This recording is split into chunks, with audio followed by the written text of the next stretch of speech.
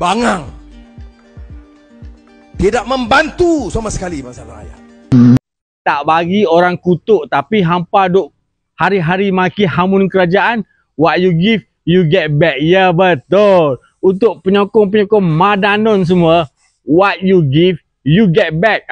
Dulu masa korang semua, masa hampa semua jadi pembangkang, hari-hari korang duk maki hamun kerajaan masa tu. Tak percaya? Jom kita tengok video ni. Bangang.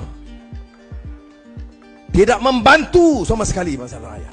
Nyampah aku tengok. Ya. Ini yang saya sebut bangang ni. Bila sebut bangang, kasar. Apa benda kasarnya? Kepala otak dia. Bacol dan bangang ini. Siapa mau minyak terus naik, sokong UMNO. Mampus kita.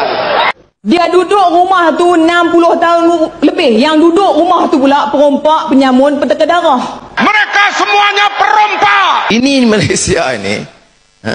Ini sudah gila.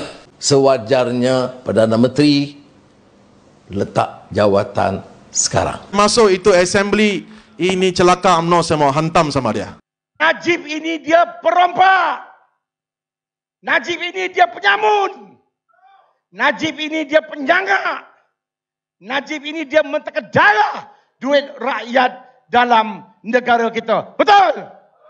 Dah tengok. Dulu kemain lagi hampa maki kerajaan. Sekarang hampa dah jadi kerajaan, hampa terimalah orang maki hampa pula.